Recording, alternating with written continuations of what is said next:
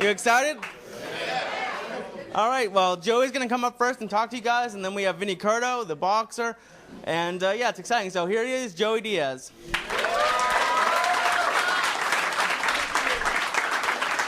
Keep it on, my man, Lee Sayat, the Flying Jew. Put that podcast together every fucking morning. This guy puts it together. Look at him, he lost fucking 90 pounds. Juicing, fucking juicing, that's a new thing. Nobody wants to go to the YMCA. Fuck it, I'll eat 19 carrots every fucking day.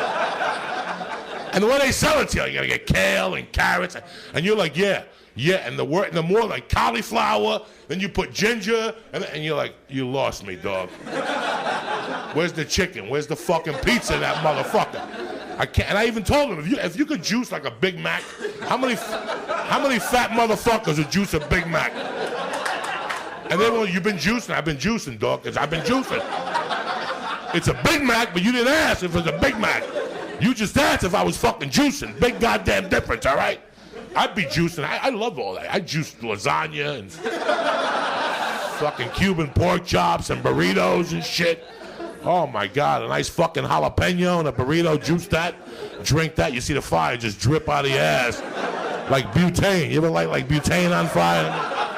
None of you motherfuckers ever lit nothing on fire growing up. I've been asking people lately. No pyros here growing up? Nobody? You were a pyro too? I fucking loved it. But you're a girl. Like when you're a boy and you're a pyro, you light it on fire, you try to pee on it. And if you can't put out with the pee, fuck it. Call the fire department. I don't know what happened, officer, but somebody lit a fire down there. They burnt a bunch of boxes and shit. And it smells like peas burning, so you better get down there. It's a cat or some shit that's on fire. What'd you light on fire? What's the worst thing you lit on fire? I got kicked out of Girl Scouts for lighting a tent on fire. That's my girl right there. Are you Jewish? Okay. I'm looking for a girl Jew that can light shit on fire. Me and her can make a big fucking living, you know what I'm saying? What's up? That's right, fuck it, we'll put a little yarmulke on you. Shave the little monkey, put like a Star of David on there. That's the thing. Who's better than me? With a fucking point right at your little clit right there. It's Passover, huh? You got a fucking... Where's the Jews at? It's fucking Passover. You should be home eating crackers. Looking out the window, thinking about how you fucked up and shit, but you're here putting it together. I like it. Fucking Wednesday night, March Madness. How about a big round of applause for the wait staff, working very hard for you. Don't forget to tip them. Listen, half of you's a stone. We got food. All right, you're stoned, and we got food here. So if you, and they won't put them in a juicer. You follow me? Can you imagine nachos in a fucking juicer? How good they would be at night. Just because I wouldn't eat nachos. I just sit there naked and rub them on my face and on my stomach. You know what I'm saying? People come out. What are you doing? Rubbing nachos on my fucking balls, everything. You follow me? Because that's when you're really fat. Like, I can't wait to be 500 pounds.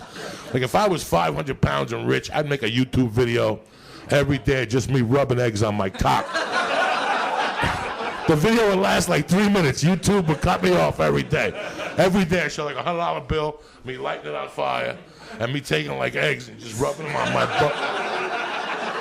Cut, fuck it, it's over. Because I think millionaires don't really fucking do what they're supposed to do.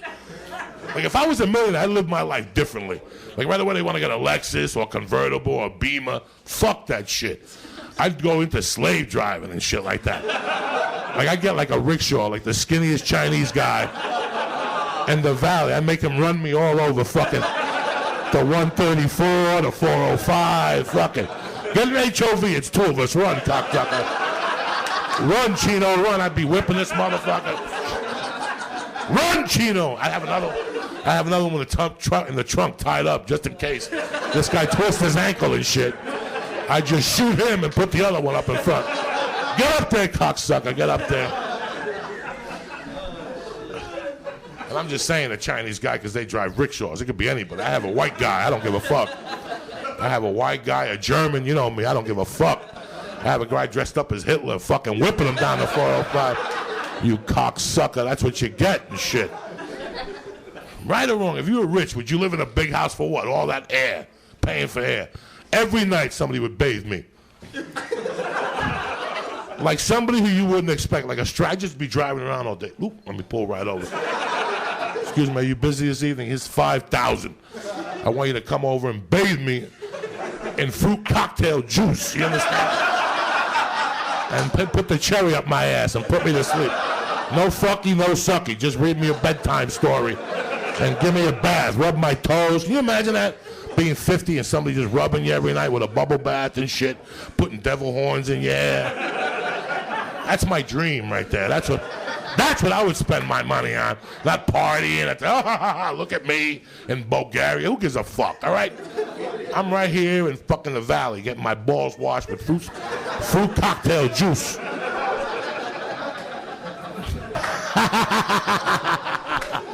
I love you motherfuckers. Let's bring up the producer of this show, Lee Sayat. Bad motherfucker.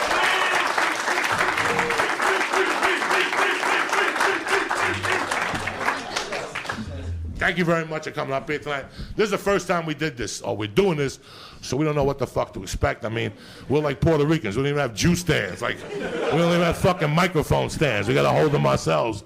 We're like Puerto Ricans on the fort. Say hello to these people, Lee. What's happening? What's up, guys? There's a couple back there that got nachos. When you said juice nachos, I almost stole them. You almost what? I almost stole their nachos. Oh, I know you. Right after you said that. Let me explain something to you. You haven't eaten in how long? 36 days. 36 days. This motherfucker is ready to eat anything. Like, he's starting to hallucinate.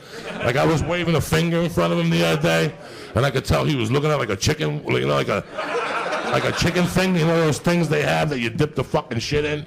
Have you told them about the hot dog place over on North Hollywood that they wrap it in bacon? That's what I like. Oh, the Mexicans. Oh, my God. Listen, Oscar Mayer is a great man. He invented the hot dog and shit, and he put it on a bun with mustard and relish. That's great, Oscar. But that was fucking 1888. Then a Mexican Pedro came by one day, and he said, what happened if we put fucking bacon on that motherfucker? But not if we put a slice of bacon, like if we wrap this motherfucker with Oscar Mayer bacon. Have you had one of those at night, guys?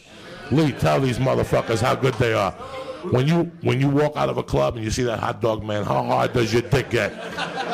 Does your heart start to pound like it's like you're 14 and you're about to suck some tit, you know what I'm saying? Remember when you sucked tit when you were 15, how excited you got? Your face got red, you couldn't think and shit. We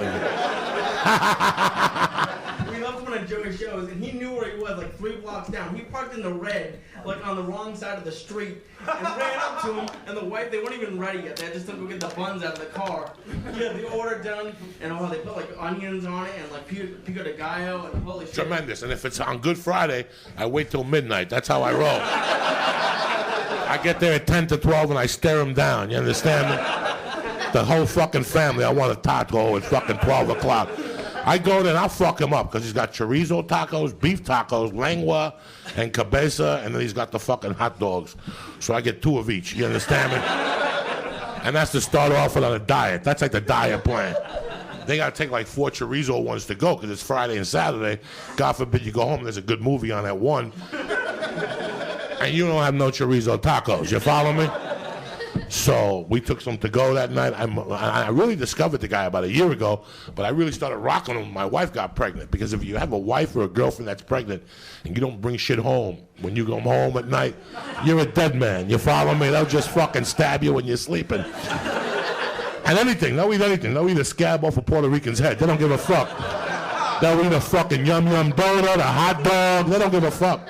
My wife was eating like a savage, and I was right there, knuckling up right here, going donut for donut and hot dog for hot dog. We don't give a fuck in this house. Fuck Weight Watchers. They can suck my dick.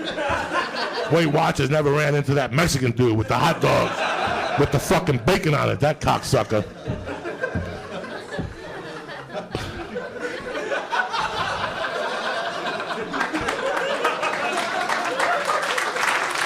You know, it's like a walking contradiction. Because I really want to be healthy, and I really want to go to the gym every day, and I really want to. But how can you pass up on great food? You know, and that's the problem we have. If you're fat, don't feel like You know, society's making fat people feel weird now. And they should. We're fucking annoying. You know, 3 of us on an elevator, the skinny guy has to get off because the bell goes on. You follow me? You know, we're fucking annoying. We're fucking up the healthcare system, but fuck it. Those hot dogs are good. I don't give a fuck about a month in the hospital. Friday night without a hot dog. You weigh that shit right there. You're like, what do I care when I'm 60 if they got a bag on my head? Or these hot dogs are good to fucking go. And I love to eat, guys. So I'm trying to find a happy medium on how to eat and stay healthy and do jumping jacks. You made me do jumping jacks after the podcast last week. I had them. I did. I almost passed out from laughing because he looked so cute doing them.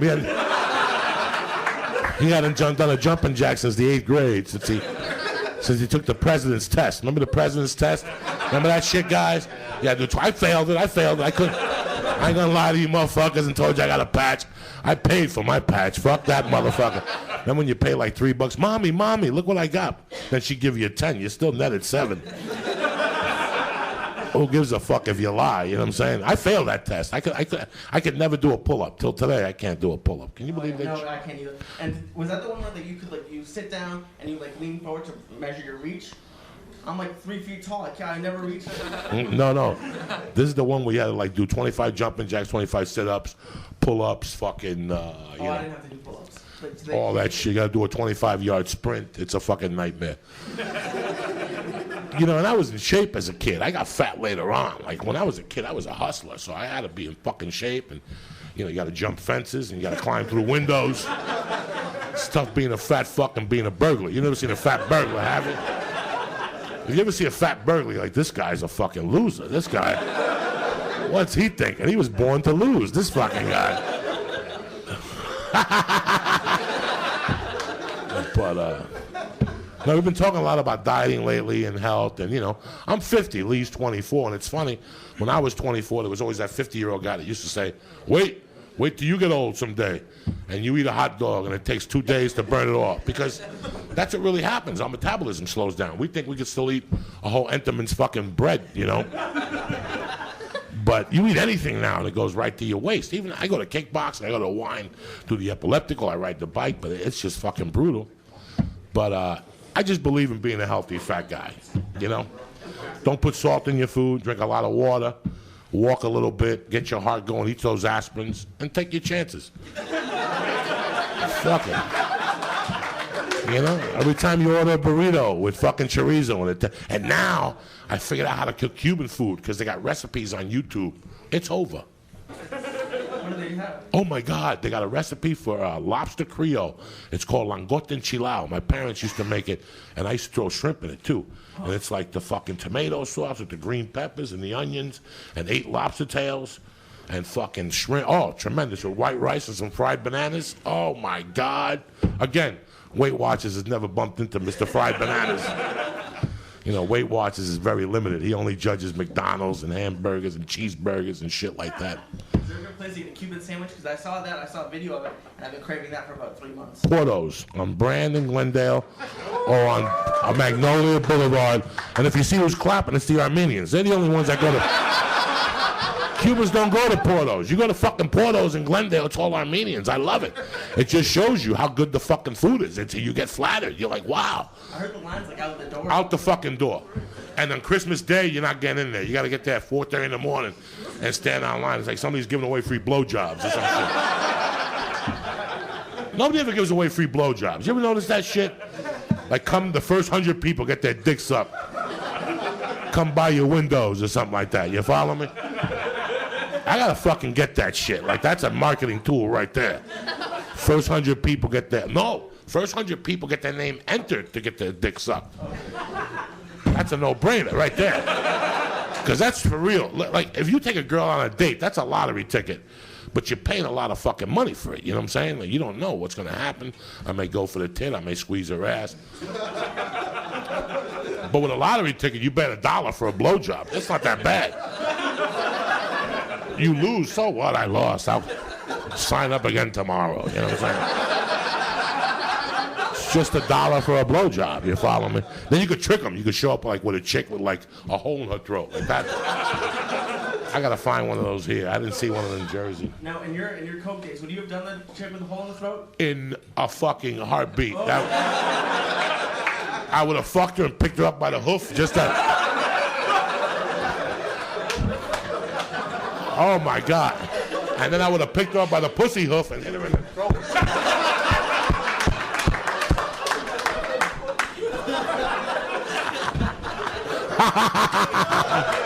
You like that, Pyro? You like that, huh? Right around, hit you in the neck. Why don't you put it in my mouth? Nah, I just want to hit the fucking neck. And she's trying to, and you tie her hands. That's what you do. So she's trying to reach for it. Keep putting her down here. Put it up, boy. No, I want to put it in your fucking throat, you dirty fuck.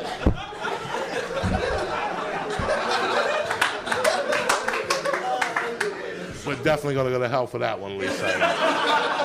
But How many edibles have you had today? a bunch. I had a cheese cookie. The Auntie Dolores cheese cookies are 180 milligrams. And they taste like Lipton soup, the chicken soup with the little fucking things.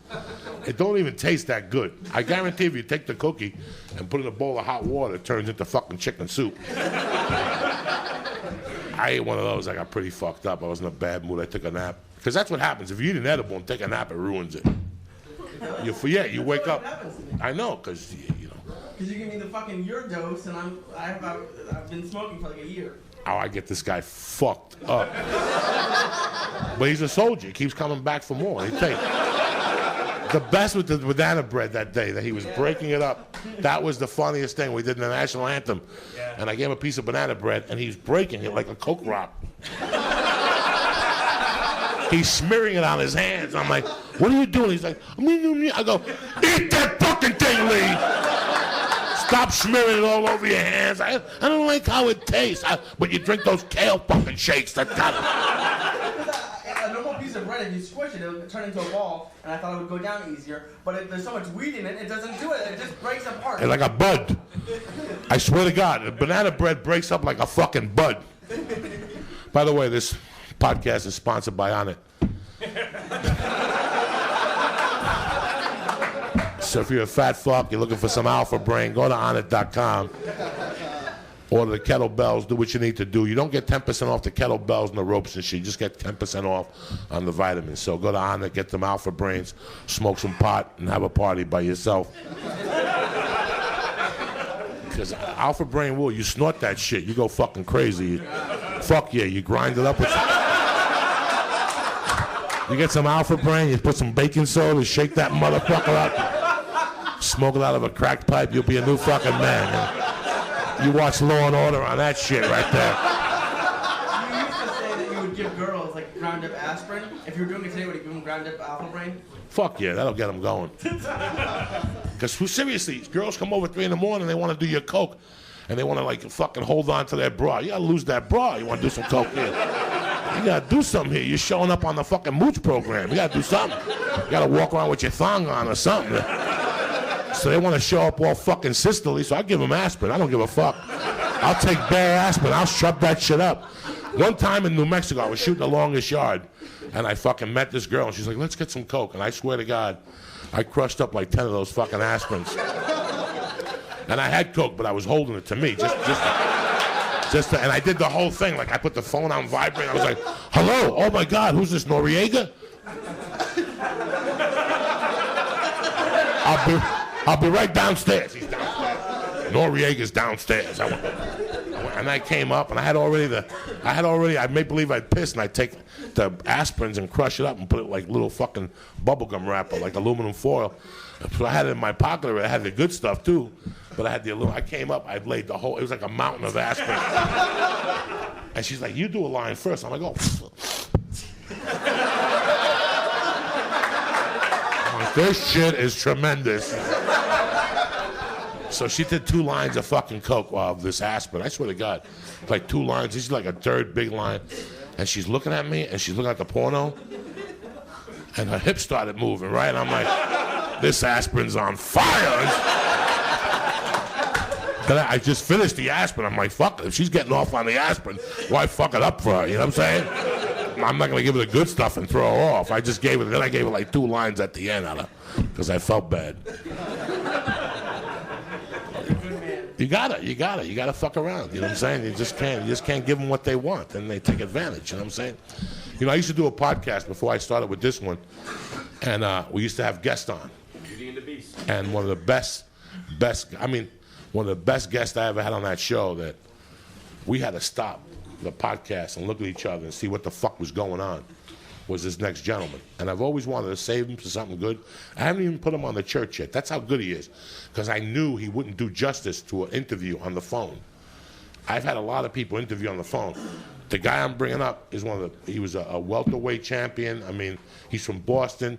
This guy's a bad motherfucker. He's supposed to fight Hagler. I mean, he fought Vito Antifermo. His record speaks for himself. He won the title when he was 44 fucking years old. Half of you motherfuckers are 30 and you can't even walk to the fucking store. And this guy was 44, so it's a pleasure to me. And he got me my first audition ever in this town. He played Bruce Willis's bodyguard on Miami Vice on the first season, which a bad fucking episode. And he was also on one of my favorite movies of all time, 29th Street. I'm going to bring him up to the stage now. Mr. Vinny Curto, where you at, brother?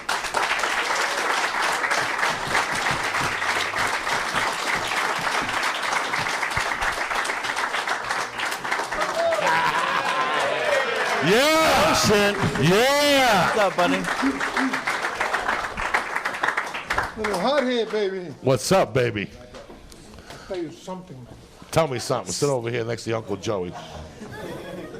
How are you, my friend? All right, okay. I was a lot better this afternoon, okay? What'd you do this afternoon? I don't know. I feel right at home with these fucking lights on my face. Holy shit. So tell me your full name. I'm not gonna say nothing. I take the fucking fifth. Freak you. What did he say? What does he say in Godfather 2? When he goes, you know, what'd you do for the family?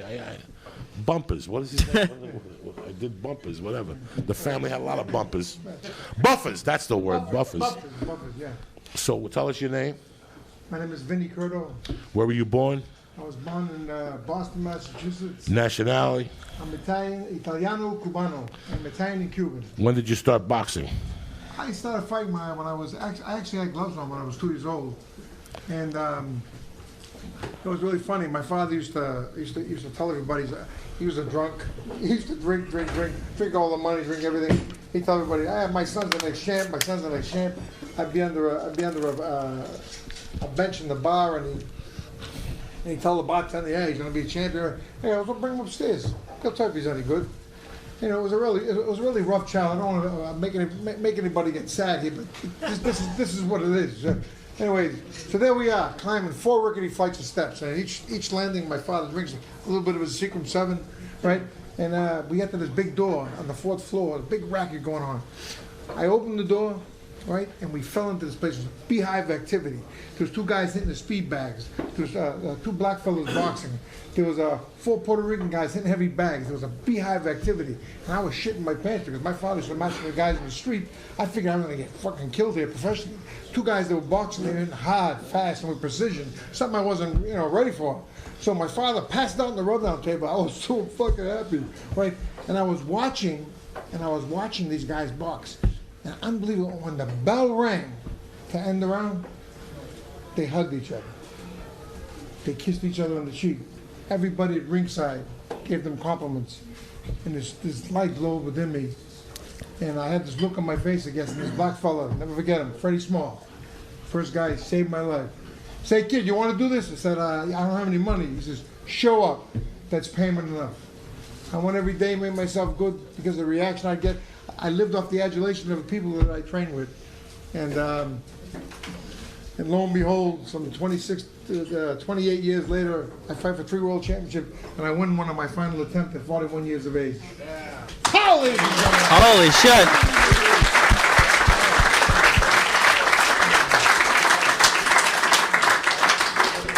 Who was your first fight against?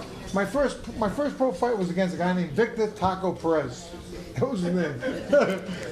It was in Miami. I turned pro with Angelo Dundee in Miami, the Fifth Street Gym, the world famous Fifth Street Gym, and I stopped him in the 5th round. It was a 6-round fight, and that was amazing because you have no idea. I was down in Miami and I was starving. I was living on the beach. I was sleeping on the beach, waiting for this guy to come and see me. I fought on the Olympic team, and I fought in Miami, and a guy comes in the dressing room, and he goes, "Hey, here's my car. My name is Angelo Dundee." He says, "I like what I saw out there.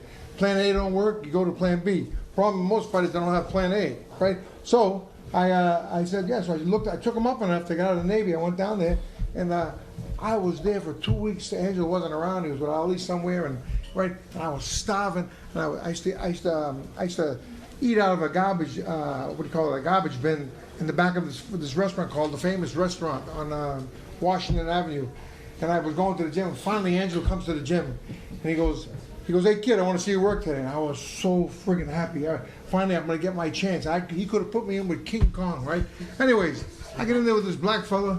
He starts throwing a little jab, a little slow jab. I come over the top, boom, boom, boom, right? And he throws another slow jab, and I come up, boom, boom, boom, boom. And I hear him a combination. All of a sudden, he unloads on me. We were loading. Everybody's jumping in the ring. I stop him. I said, "Hey, fuck him." I said, "What the hell are you doing?" He goes, "He just boxed with Jimmy Ellis." I said, "Jimmy Ellis is here. Jimmy Ellis is here." I just boxed with the former heavyweight champion of the world. I was so friggin' hungry, right, that I proved that's where I made my bones. Next thing you know, Angelo then get me a hotel room. I got a Wolfie's. This place, it's like Denny's here. Wolfie's is it's a restaurant where I signed my name and I ate, and it was really amazing, and my career started. But here I am. I don't know if this is doing any good, but here I am to tell you the story. And I've been with numerous stars. I'll tell you a story if I get a chance, right? About Sylvester Stallone, and you'll never believe my dealings with that guy. Anyways, make a long story short, I'm in Miami at the Fifth Street Gym, the world famous Fifth Street Gym. I'm training, and a fight's supposed to happen at the auditorium, and one guy pulls out. And a guy, Richie Giacchetti, comes to me. He had Larry Holmes. He comes to me. He goes, "Hey kid, you want to fight? You want to fight? Want to fill in?" I said, "Buddy, you kidding? I'll do anything right now, right?" Boom. He says, "All right." So I fight this real tough kid from I don't know where he was from, but he was a Mexican. He comes to me. He said to me before the fight, I'll never forget this. He says, "I'm going to pray for you. You know." I said, "Don't pray for me. Pray for your fucking self. What are you talking to, right? I'm going to go in there and break your fucking head. What are you, nuts? Right? Pray for me, right?" Anyways, he was a born-again Christian out of prison. Anyways, make a long story short. Yeah, I mean, it's fine. And it was so funny. I did my homework. When you fight, there's records and everything, right? I'm looking for this guy. I'm looking, right. I said, something? At the weigh-in, I said, "Where have you fought for the last 5 years?" I said, "Where have you been for the last 5 years?" He goes, "Doing 5 years." Well, I'll tell you, this guy was ripe and ready. And he came to fight. And of course, he was chewing nails and picking dumbbells up all the time and fighting those guys. He was a pretty guy. Anyway, fighting those guys looking to do something, whatever, I'll tell you. But what a war I had. And I fought the fight of my life, and my career started. And next thing you know, I wrap off 30-something straight wins. I fight the middleweight champion of the world in Madison Square Garden. A 10-round non-title fight with a guy named Rodrigo Valdez. You heard of the guy from Colombia? Hey, well, 1 to 2 for okay. What year was this? This was 1974. Half of these motherfuckers weren't even born. I was 11.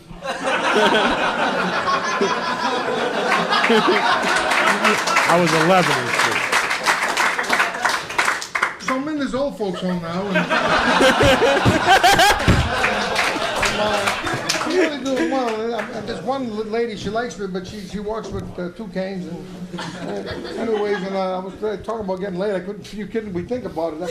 That's where we have the orgasm. We think about it. No, but anyways, so I get with Stallone. Right, Stallone said fight. He loved it. He jumped over. It was so funny. I'm in the ring. And I'm saying, this guy's Stallone. I'm supposed to be fighting for him. Why don't the fuck he come in the corner like everybody else, right? He waited till after I won the fight, right? And he jumped over the fucking top strand. He picked me up on the shoulder. I'm looking at Richie Giacchetti. I want to break this guy's head, right? And Richie's laughing. He goes, go along. He's a big name, right? So I'm fighting with him. Make a long story short, we had a big falling out, which I made up with him recently. I ran into him. That's another story. Anyways, and I made up with him. And so I'm at after I fight on TV, Caesar's Palace. I fight the main event at Caesar's Palace, right, on ESPN. I fight this undefeated kid from Cincinnati. What a war. I got busted open and everything, right? Make a long story short, I'm looking for Sly. And I told Richie, I said, Richie, where's so Sloan? He goes, he left. I said, he left, right? Well, where's my money? I want to get paid. I fought a war, 12 rounds. He says, Sly got it. I said, well, how am I going to do anything if I don't have any money? He goes, well, you have to talk to him. So I dragged him right through the casino by his throat, brought him to the window where they have the money there. I said, now get me $5,000, right? All of a sudden, the security swooped in on me, right? I said, all right, you guys. I gave you my heart and soul in there tonight. Yes, you did, Mr. Curto. I said, and I'm going to tell you what. And if I fight you guys, you're probably going to get me, but I'm going to take 2 or 3 years fucking with me. I'll tell you that right. I said, but this prick is going to pay me. I didn't get paid tonight. They left my money. They let go of me, let go of him. He said, Richie, you're on your own. He stopped. Give me a marker. Give me a marker. Give me a marker. I need it. Yeah, give me 2,000. No, give me 5,000. Give me 5 friggin' thousand. I take the 5,000. Tell Sloan, kiss my ass, right? So I'm outside, my eyes bleeding. I'm outside Caesar's Palace. What the fuck just happened, right? I just had a 12-round fight with a beast, right? I beat the guy. The guy leaves with my money. Big fucking star. So Mr. Buston. Wait till I won. So he jumped over the fucking top strand and picked me up on his shoulders. He got the glory that I didn't get. And I was pissed off, right? I wanted the money, right? Anyways, and this guy comes up to me. Remember this big heavyweight named Bernardo Mercado from Colombia? He fought it anyways. He used to stutter. He goes, Vinny Curto, Joe Cafari want to talk to you. Joe Cafari want to talk to you. I said, oh, slow down. He goes, Joe Cafari want to talk to you. I said, all right, Joe Cafari. Who's Joe Cafari? Yeah, he owned the Mustang Ranch. I said, fuck it, yeah, we couldn't. I heard of the Mustang Ranch. That sounds like a better fucking deal than Sylvester Stallone. I'll tell you that right now. Right? So I have 2 tickets. I said, slow down, buddy. 2 tickets. I said, slow down, right? Give me 2 tickets. 2 plane tickets. We jump in the plane, we go over to Reno. I went to this place, the Mustang Ranch, right? I said, wow, I don't believe what's for this big light in the dome. You can see it from the highway, and you go down this road, right? And you see the gate opens up, security and everything. And like 15 girls come in, they stand around this thing, says, Joe and Sally Conforti's Mustang Ranch. They all line up around it, right? And all of a sudden, oh no, yeah, this one heavy-set broad, she's come, oh, you're the fighter, wait a minute. And she snapped her finger, and this other beautiful line came up. But anyways, they said, well, we want to talk business first. We can't do this right now. I said, why? But anyways, so I go speak to Sally and Joe. So I go, and Sally, she's a real southern. She goes, Vinny. So I got to tell you, Vinny, that was one hell of a fight. And what you need is a manager. I said, yeah, well, I went from manager to manager, when things like this happen, look, I didn't get paid.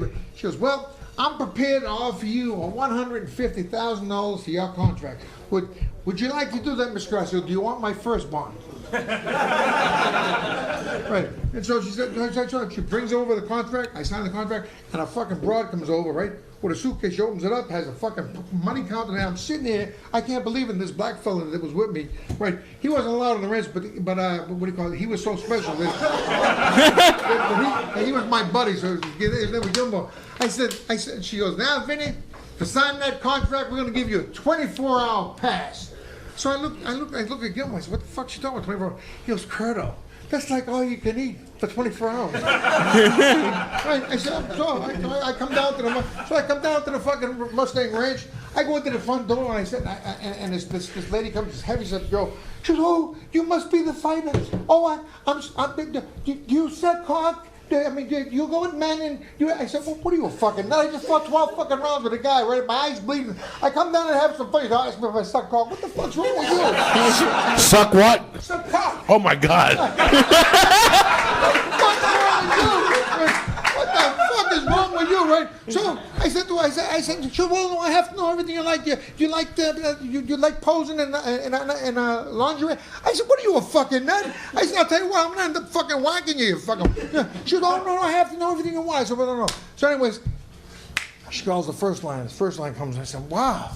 She goes, no. She goes, wait a minute. She goes, the special line, right? The fucking special line. What do I give a shit, right? Anyway, another 15 girls. These are a lot better. So I said, okay, no, wait a minute, hold. That one there, no, wait a minute. That one there, no. That one, no. I said, wait a minute, she says, all of you. So they also escorted me into this thing called the orgy room, right? The fucking orgy room. Anyway, so I have this fantasy. I'm a sick fucking puppy. I have this fantasy, right? That the big broad fights with the little broad over me. The little broad wants me, and the big broad wants me. And the big broad smacks the little broad around, right? But all of a sudden, the little broad gets the gumption up. She hits the fucking big broad, knocks her out. Then I get, you know, then she wins, but I fuck the loser.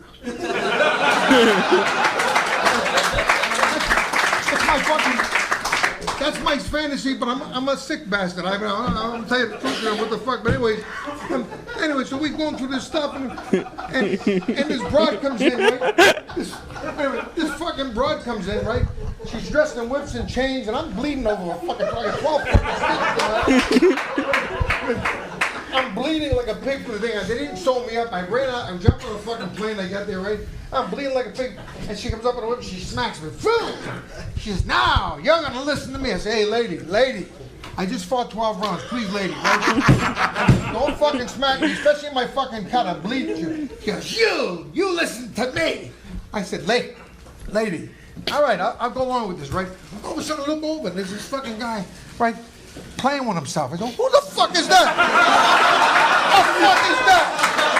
The fuck is that, right? And all of a sudden he's going, no. I said, wait, no. I said, all of a sudden the girl comes around with the fucking whips. She comes around and she smacks me again. Boom! I said, that did it. Boom! I hit her fucking shot. Right over the fucking camera, right? The fucking security swoops in on me. The fucking security swoops in on me. What the fuck did you expect? I said, this fucking cunt hit me in my eye. I get hit by a professional. I get hit by some cunt with whips and chains. You're gonna fucking dominate me? You fucking cunt. I've been fighting for years trying to get a world championship. You're gonna fucking dominate me with a little fucking whip, you fucking shit. You fucking cunt. Fucking whore. Anyways, so I go back to the ranch. I'm there for a couple of weeks. I gotta tell you this. I'm there for a couple of weeks. So I'm in. You know, now I'm getting to know the whores and everything else, right? You know, they're like everybody else. You know, they got a job. They do. You know, they do different things for work, but that's what they do, right? They don't have. Some of them have pimps, but the fucking pimps can't come on the place. And that's why they have guys like me there for. Anyways. They're just like everybody. They just have a job, right? Yeah. Anyways. I'm sitting now in the kitchen listening to some fucking whole story about how her kids, this, that, she had a family, her husband don't like what she's doing, but she makes way more money than him. I'm trying to nice her. All of a sudden, Gina comes running. Oh, Vinny, we have a promise. Gina, that was the maid that told me, what do you want? Do you suck dick? You do this? No. Right. She goes, we have a problem, my God. One of our biggest customers are here. And we have to satisfy them, but we don't do guys, right? I said, but we don't have people that do girls, right? I said, what are you fucking talking about? She goes, he brought his wife to be serviced. I said, and what the fuck you want me to do? I'm a fighter. I'm not a fucking whore. Is that his wife? No fucking problem.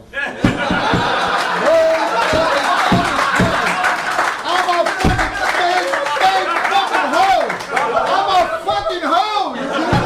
Oh my fucking God. She was like 6'1".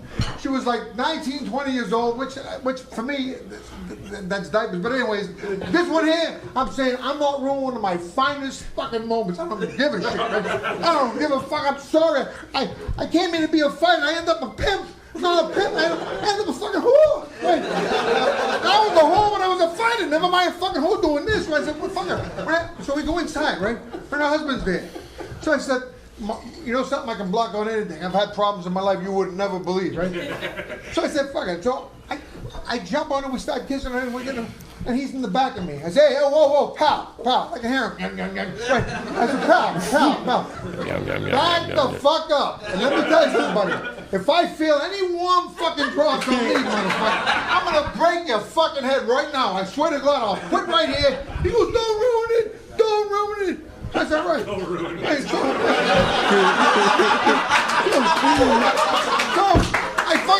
So I do the duel. I'll go to town in a minute. Guy gives me fucking $2,500. I felt like a real fucking whore. I did. And the Gilmore, he's about to keep his Gilmore, the black guy. He goes, Curto, I heard you're a hoe, right? I said, Gilmore, it's not fucking funny. I said, let's go spend it somewhere. I don't even want the fucking money, right? So we're driving, right? We're driving, going to this other whorehouse that he knows is called the Kit Kat. The Kit Kat. I'm gonna go ahead and play it again. What the fuck, right? Anyways, so we're driving over there. All of a sudden, we swoop into the oncoming traffic. So what the fuck? I look at him. He's fucking on drugs. Like, Pops, woo, woo, woo. I go, oh shit. He goes, Colonel, don't worry. I'll be like one of Jerry's kids, don't worry. He goes out of the fucking cab, right? Then they grab, the fucking cop comes over and he hits him in the fucking head with his thing. Boom! Splits his fucking head. I jump out of the car. I say, you motherfucker. You're real tough with the fucking bat. All right, the guy's high. You have to hit him like that. He goes, yeah, I know who the fuck you are. He goes, that's the Mustang Ranch vehicle. He's going to jail. Now, you're going to get a ticket for insubordination in public. He goes, and if you don't bring the fucking car back, we're going to take you in, too. I said, you want to know what those bats and sticks, you're tough guys, but you're cunts, too fucking cunts. So he writes me the ticket, right? So, 2 weeks later, I'm going through the metal detectors in the courthouse in Las Vegas, right? Who's standing there? The 2 fucking cops, right? 2 fucking cops. Right, I said, oh, it's the tough guys with the bats, where the guy's high, he can't even walk, and you crushed his fucking skull. 2 fucking cunts. The one guy got so mad, he went, boom, he hit me in my face. Then came the left hook, boom, and his buddy came, boom, the right hand made the cross on the floor. Right? Cut two, I go into the holding tank, who's there with a bandage on his head? Gilmore. He says, Curto, welcome to the Gray Bomb Motel. I said, fuck you, Gilmore. What's the problem with the Gray Bomb Motel? Now I'm gonna get like 6 months for hitting these fucking cops. You don't believe it. So anyways, they call Gilmore out before the judge. You can't see the judge. Call him out, we're listening, right? And he goes, Your Honor, I work for Joker Foot. He goes, be quiet in my courtroom. He goes, Your Honor, I work for the Mustang Ranch. He goes, 30 days contempt of court. I don't want to hear that shit no more. Now, before I get started with any of the cases, I'm so angry. He says, bring me in this fucking courthouse right now. Guys that like to hit my fucking police officers on the street. I want that fucking guy right now. Right? So I get on my hands and knees and I pray. And I pray. And I pray. And I get up and I say, you want to know what? You've always been in my corner. I fucking need you this time. I go out before the judge. Guess who the fucking judge is? That same guy that paid me to bang his fucking wife. The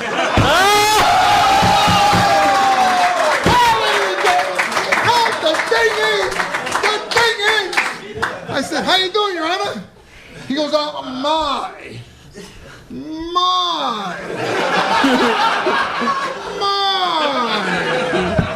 He says,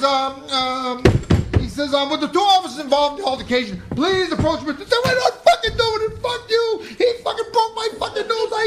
He goes, let me tell you something. Come into my chambers. The Mustang Ranch provides a valuable service in this community.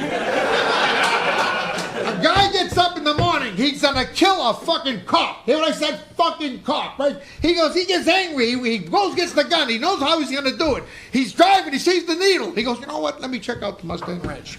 He pulls down, he goes in, gets laid. Right? He's calm, cool. Goes home, falls asleep, and a fucking cop lives today, you fucking idiot. He's gonna get the fuck out of my office. I said, thank you, Your Honor. He goes,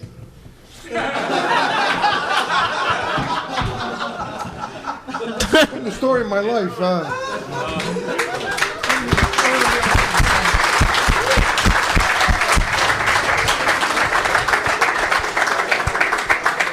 I take the pleasure in hanging with the fucking best, bro. And this is it. This is what life is about, man. But you know, it's not always been that bad for me. When I was a kid, my father was a bad alcoholic. My mother was a lesbian and my father was gay. True story. I'll tell you. It's funny, I know, but it's a true fucking story. I used to meet his boyfriend. I used to see her girlfriend all the time. Anyways, make a long story short, and they got married back then to appease normal societal practices. right? Back then, my grandfather would want to boom, I'd start over again, right? And that's what he would have did. And my mother said the same thing. Anyways, he goes, asshole, come in here. That was my name. If he called me, hey Vinny, come here, I wouldn't fucking answer him. It's a true story. Right? Anyways, he used to say, here's the 38 revolver, pick it up. I said, no, I don't want to pick that up. Pick it up. I said, pick it up. Now put it to your head. Put it to your head. He goes, now if you're not a champ of the world, right? You take this gun on one leg and you pull that fucking trigger, and that bullet's gonna enter your brain, ricochet, mash it, everything in his pack. You don't win the title, you pull that fucking trigger. I went on this lifelong journey trying to do everything in my power not to put that fucking gun to my head. Make a long story short, I got 3 shots at the world title, 2 shots at the world title, and my third attempt, on my final attempt at 41 years of age, I was, I spoke to a guy named Jose Suleiman, who's the president of the WBC, and he told me, I'm going to give you a shot. Because you go on the road, you fight these 6-7 fights, you have to win every one of them, and then we have this World Boxing Federation Cruiserweight title we're going to give you a shot at. Now, you lose one fight on the way over, he said it's over. And you could call boxing, call it a night, you had a great career, right? So, I fight 2-3 fights and I win them all. And then, I go to this one place in Boise, Idaho. I was standing out there, there was a little kid with a sign. It said, Vinny Curto, would you please sign my poster? So I walk over, I said, wow, I got a fan. I never had one of them, right? I said, well, I got a fan, right? He says, he goes, would you sign my poster? I said, sure. I said, I'll see you inside. He goes, oh no, we only could afford the gas to get here. He said, we can't afford tickets to go in there. I said, oh really? I took him and his father, put them in front row seats, right? Right? I fought the fight, and I won the fight. And I took pictures with the kid. I hugged and kissed him. He really touched me, right? And I gave him I think it was $100 and something. I gave him for his pocket because they paid me a little money. I gave it to him, right? He took the money. Now I'm in another part of Idaho, and I'm fighting. Now when I two cities before, I was in the gym boxing. I was in the gym training, and I saw these 2 guys boxing. One guy was a kid that was green, and another guy was beating the shit out of this kid. He was hurting him real bad. I said, hey, whoa, pal, lighten up. This guy don't have any experience. What are you doing? He goes, mind your own fucking business. Right now, we're letting him beat on the guy. I said, no, that's my business. I took the guy who was killing out of the ring. I had pants and shoes on. I just went out there, put the gloves on. I give this guy a vicious fucking beating. Right? I said, how the fuck do you like it? Right? Anyways, his father was one of the heads of the WBF. He was working with Suleiman. I didn't know that. Anyways, so I go to fight in this one other city. And I see. They said that this fight has been changed from 10 rounds to 4 rounds. Now, I never fought a 4-round fight in my life. And I'm thinking, what the fuck is that? And I look ringside. There's the father talking to everybody, right? And they're going to send me. I said, well, the idiot don't realize that I'm going to end up just go out there and blast this guy out because for 4 friggin' rounds, I'll fight like an animal for 4 friggin' rounds. But he's an idiot. Which I did. I dropped him twice, and the last round he almost didn't make it, but he made it. And then half an hour to get the decision, and boom, I lose the fight. My chance for the World Championship is over, and I bowed my head. I couldn't believe it. And the father was smirking and smiling. I get out of the ring, and there's that little kid that I gave the $100 to. He goes, Mr. Curto, he says, here's the tape. Go show everybody you really won. He bought a camera with that $100 I gave him. And he took the film of my fight. This is a true story. And he said, go ahead. I says, oh my God. I took the tape, grabbed my stuff, and I drove all the way to fucking New Orleans. I got there late. I stopped in my car tonight. I get up. It was late. I joined in, and Mr. Suleiman was just ending the WBC convention. He's Mr. Curto. I run in there. Mr. Suleiman. He goes, Mr. Curto, we had a deal. 1 fight, because your age is over. I said, I got a tape here. A little kid took of my fight. I said, if you think I lost this fight, right, I'll quit. I'll go home. I'll retire. They viewed the tape, and they couldn't believe they were outraged, right? They sent word back. They said, now you never get another WBC fight up there. And they gave me my shot to go up there and fight for the World Championship. And I went up to Boise, Idaho, in Lincoln, Nebraska, and I fought for the WBF Cruiserweight title. And fought a very, very difficult 12-round fight. And many, many years before that, this girl came to me. And she says, I'm pregnant. I said, yeah, blame the other 22 guys who were with you the night before. Right? I says, I really don't want nothing to do with that, but, nice try. Okay. She goes, you're never going to see this. All right. I fight the fight, and I'm fighting this fight, and I'm fighting a battle, and in the 4th round, this guy crunches me. Boom! And I start sinking. I feel it, and I hear in the background, get off the fucking rope. Sounds just like my father, right? So I listen. I get off the fucking ropes. I come down the stretch, and I win the World Championship, right? I come down the stretch. I heard him. I said, wow, I heard my father telling me he's with me. That prick is with me. Anyways, I'm in the dressing room. I get a knock at the dressing room. This kid, 6'7", handsome kid, looked like Jose Canseco, but he was 2 inches taller. I had a smile. He goes, wow. He goes, great job. I said, thank you, buddy. I said, it's really a pleasure. He goes, you want to know what? He says, I followed you my whole life. And he showed me this scrapbook, looked like mine, right? He says, and let me tell you something. He goes, I'm so proud to be your son. I said, what? He says, yeah, my mother told you one time that she has a baby. She said, that was me, and she kept all your records. And his mother since passed away, and he showed me all the records.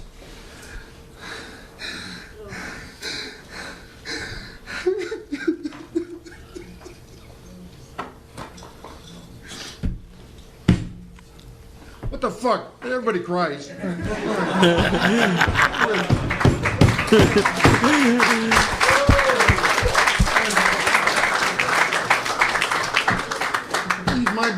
He's my buddy. That was the guy she was talking about. And boy, oh boy, woo, what a ride my life has had. And it's been a real pleasure to try and entertain you guys. I was trying to be funny, but how the fuck you fall and act like that? What the fuck? I don't mind following you. You're not bad, right? How the fuck you fall and act like that? Like Lee and I had spoke. Lee's been bugging me about a live podcast for a fucking year. I'm like, Lee, knock it off. They're uncomfortable. And when we had these dates here, I said, Lee, I can't tell no more fucking stories. I can't write them as fast as I'm telling them. So he goes, let's do a live podcast. And I tell you guys, I wanted to give you a podcast that I knew for a fact I could count on somebody. And this is it. Yes. For me, this was it. And this is just, and yeah, man, if I was where he was right now telling these stories, I'd break down and cry every fucking 10 minutes because I can't believe it my fucking goddamn self. I'm going to go home now tonight, and I'm going to go home and I'm going to fucking roll a joint and smoke it and brush my teeth. And then I'm going to go put the TV on. There's not going to be anything on. But before I go to bed, I'm going to walk into a room, and I'm going to kiss a little baby. That's my daughter. I'm 50 fucking years old. I had a wife. I had a kid. Nothing. All this shit in my life. Went to comedy, being broke, living in a fucking car, and getting towed. My apartment getting towed. And you look at this kind of shit, and you sit here, he just showed us a thing of his belt. Him with his belt on, the cruiserweight belt. And he had 3 guys in him hugging him. And he said, all 3 of these guys are dead. I'm the only one here. What do you think this fucking guy feels like? So when you get to that point in your life, you're like, I'm on a journey. I'm on a journey to help somebody. This is weird. I wasn't supposed to make it to 25. Never mind 30. Then 35. When I hit 40, guys, I thought a building was going to land on my fucking head. I wouldn't walk under buildings. I'd walk in the street next to cars. So if a building came down, when I got a movie or something, I always look around like a plane is going to land or something. When I take off on a plane every weekend, I'm like, this is the day I die, and fuck it. It's been a great run. I'm in the 8th row. You know what I'm saying? It could be worse. I could be an Expedia in the back with fucking, 3 guys with handcuffs on. So. I also have a nightmare. I also have a nightmare of, and it was a thought that flashed in my head. That I had an accident or something, and I had a tracheotomy, and I ran into you, and you were real horny that night. Why not? I'm all right. What happened?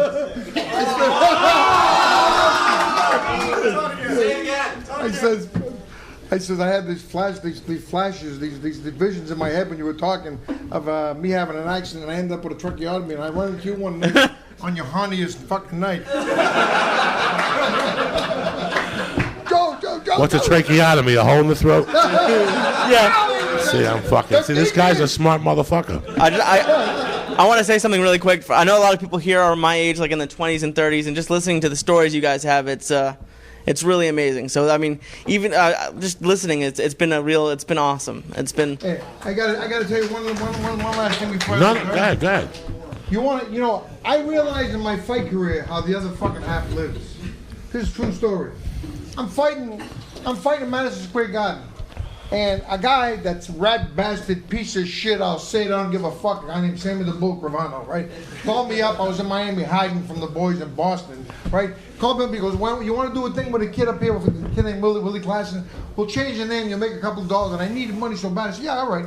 So I get up there, I'm in the ring, and all of a sudden the Madison Square Garden announcer, Jack Granby, says, and in this corner weighing 160 pounds, and he looked at me, he goes, Vinny Curto. Right now I gotta fucking lose the fight on my name, right? But you're gonna fucking kill me anyways. And I fight the fight anyways.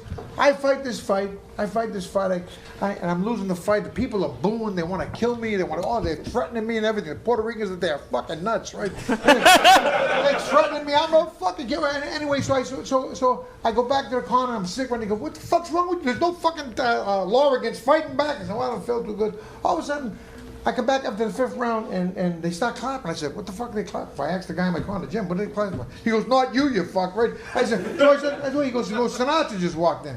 So Frank Sinatra walked in, right? So he walked in, oh shit, I met him a couple times. He goes, shut the fuck up, you gotta fight in front of me. Anyways, so I'm fighting, and he sees with one round, I'm throwing the fight, right? Sinatra says to his guy, Jilly Rizzo, this guy's hanging with him all the time.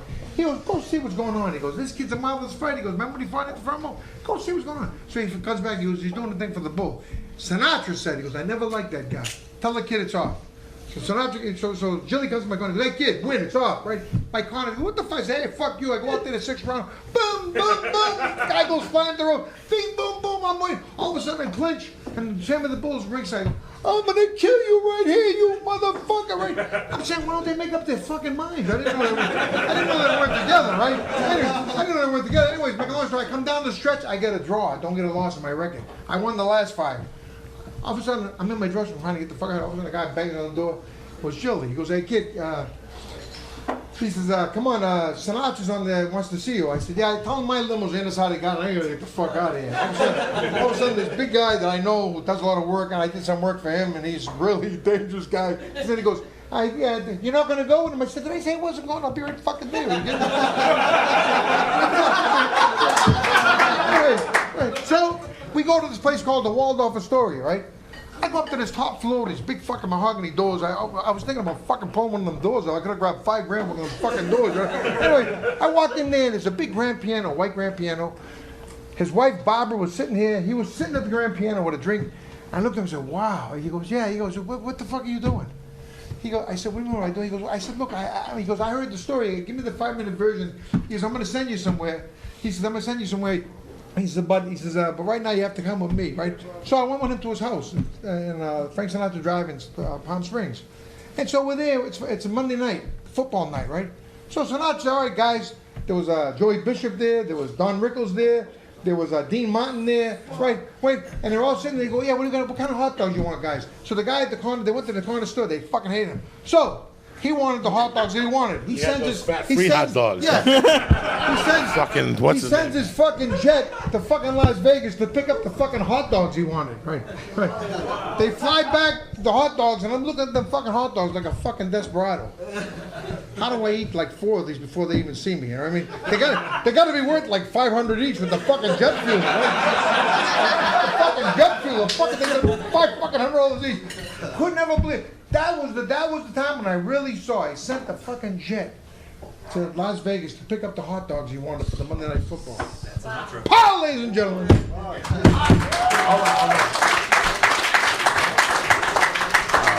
We just can't end it like this with a Sinatra thing. You got to tell us the story about the kid in Montreal real fast. kid in Montreal. No. So who are these people that contacted me? Michael Gouros. He says he was family to you. Oh. You used to date his sister. Oh, yeah. Well, this is another story. I go with this girl, Sophie. She's a Greek girl, nice girl, right? And we go out for 4 or 5 years, don't hit it off. I come back and I run into her sister, right? And her sister and me hit it off real well. We're always good friends, so I end up marrying the sister. Michael Gouros. Yeah, okay. Michael Gouros' sister. And I had a couple of kids with her, and he used to always get, he was a heavyset kid. He used to always get beat up. I used to always protect him all the time. I tell all the guys in the neighborhood, they all know me, right? Hey, I said, see him? Hands off. Leave him the fuck alone. You're gonna deal with fucking me. So he never forgot that. So I heard you wrote you in the podcast. I was really thrilled about that. He listened to the podcast of Beauty and the Beast, and he said that you had grown up in his house and you were like family, and that he was sad that you didn't mention him in the podcast anything about his family. That's what he said? That's what he said. He said he was very sad that you didn't mention him. He was very special to you. Fuck him. Fuck him. That's fucking piece of shit. I used to go around the car and whine and fucking hoodlums. You bother him or you gonna fucking handle it with me? You're gonna deal with me. Want to deal with me or you want to deal with him? Which one you want? Touch him, bother him, he'll tell me. He's not a rat, but for you, he's gonna be a rat. Anyway. What was the young kid's name? Michael. No, the young kid in Montreal. Oh, the young kid in Montreal was Francois. Francois. You want to tell that story? I wrote, Sinatra, after I leave, I go, check this out. I go to fucking Las Vegas. He does a show at Caesar's Palace. And we're there. And just to add to my story, the validity of it, he says, they're filming this tonight, Sinatra says to the audience. But when my 6 little friends carry me to my resting place, it's going to come out. But salute, and he made a drink, right? And recently, like a couple of years back, right? This big book come out. It's called Sinatra in Vegas. All the DVDs, all the times he ever did. So I looked in this book, and I pulled the DVD. That's when I was there that night, right? I put it in. There I am, before and after the show, backstage. And after the curtain came down, Sinatra, because he knew I had problems with certain guys, he was pointing the guy in the audience, and he had the stagehands grab me and everything. Right? It was amazing. And then to get this movie done about this kid, I had the lip sync read the stagehand thing. He was saying, yeah, he goes, I'll get Curto. He goes, those guys don't look kosher. Right? Anyway, long story short, I get to Montreal. I have no money. Here I am fighting for $50,000, $100,000 a fight, and I got no money. I'm walking the streets of Montreal. It's fucking freezing up there. I froze my fucking Bellinis off. Anyways, and I'm walking the streets, and so I said, finally, let me try to get a job. So I go to this Italian restaurant called Buffoni's. I go to this Italian restaurant, and I said, look, I seen a sign out there, and the guy spoke Italian, so I spoke a little Italian to him, and he goes, oh, he goes, you know how to wash dishes? I said, sure, I know how to wash dishes, right? So I got a job washing dishes, and he said, and the guy looked at me. He goes, he says, you don't look like you should be washing dishes. It looks like you used to, or you still do, because he noticed my nose. That fucking flat badge of coverage follows me everywhere. Anyway, there was another guy out here tonight. I spotted him in the audience. Outside. Right, he was a fighter. Right away, we ran into each other. We stopped comparing fucking noses. Yeah, but I had more fights than you. That's why mine's flatter. That's why. Anyway, long story short. This little kid was looking out. So I said, who's that? And so the father, he goes, oh, Vinny, that's my son. He knows you're a fighter. He loves boxing. I said, well, I couldn't understand why he was so sad. Anyway, so I said, hey, buddy, you like fighting? He goes, oh, yes, Vinny, I love to fight. I will train hard. You train me? I said, yeah, buddy, I'm going to train. We're going to train. We don't have to, don't worry. So I started training this kid. He was getting beat up in school all the time. These bullies were beating him up because he had a bald head. He had a bald head and he used to wear a beret. And they didn't understand. The father didn't tell anybody. The kid had leukemia. And he had more heart, more balls than anybody I ever met in my life. Right? And he showed me, I thought I had it. I went up to Montreal when Sinatra sent me to Montreal because I had to leave the country. America turned his back on me. He sent me to Montreal. And I thought I was feeling sorry for myself, feeling bad. And here's this little 9-year-old fighting for his very fucking existence. And he had more on heart and balls than anybody I ever met, including myself. Right? And he saw me fight, so I wanted to train him. He had 3 wishes. I'll make this quick. He had 3 wishes. 1, he wanted to have a fight. And he wanted with those guys that were bothering him. 2, he wanted his mother and father to like each other again, love each other again. And 3, there's a mountain out in Montreal. It's called Mount Royal, and at the top is a cross, right? And all the fighters used to run to the top and kiss the cross and come back down. And he always wanted to do that. So I promised him we're going to do that. Anyways, we worked together. We trained together. I showed him how to fight. And I didn't know he had leukemia at the time. And I showed him, and he had so much. Anyways, we make the match in the gymnasium, right? And the first bully was a real punk bully, right? And he gets up and he runs out. I said, Francois, watch out. He's gonna come right at you. He's gonna throw bombs. I said, slip, weave. I showed him all that stuff. Keep the jab in his face. The kids don't drop that right hand to the body. We worked on it for 2 weeks. Jab to the face, right hand to the body. Little kids have pot bellies. They don't do exercise, right? Long story short, right? Long story short, he goes out there to fight. The guy comes prancing across the ring the first round, and he hits him with an overhand right, and Francois goes down. Right? I jumped up. I said, Francois. I said, I was gonna stop it. He goes, no, Vinny. I said, he's going to come at you. He thinks you're hurt. No. The kid comes prancing across the ring, and Francois puts the jab in his face. Right? The kid like this, and he throws the right hand to the right. Boom. Dead. Kid rolled over, right? So I jumped in the ring. I'm so fucking happy, that little prick, right? Anyway, I'm so happy. I'm looking for Francois. Where is he? He got his hand under the kid's head, trying to help him. And I said to him, I said, what the fuck are you doing? You can't fucking do that. This prick fucking tortured you for fucking years. Francois looked at me and goes, Vinny, the fight is over. Anyways,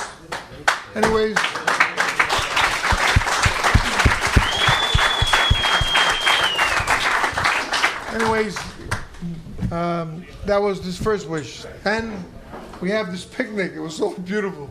His father didn't know how to get close to the mother, and the son, he was prodding them on, and he made me come and bring flowers and everything. And they had a beautiful picnic on Mount Royal, a beautiful picnic. And they got to love each other again, right? And then I have this big fight with this kid named Eddie Mello. God rest his soul. He's passed away. And at my fight, it was a big fight. It got me reinstated. Sinatra helped get me reinstated in the United States with this win. I beat this guy within an inch of his life, but believe me, what a great fight I had. And Francois collapsed in the audience. And they took him to the hospital in his cells, the white cells with leukemia.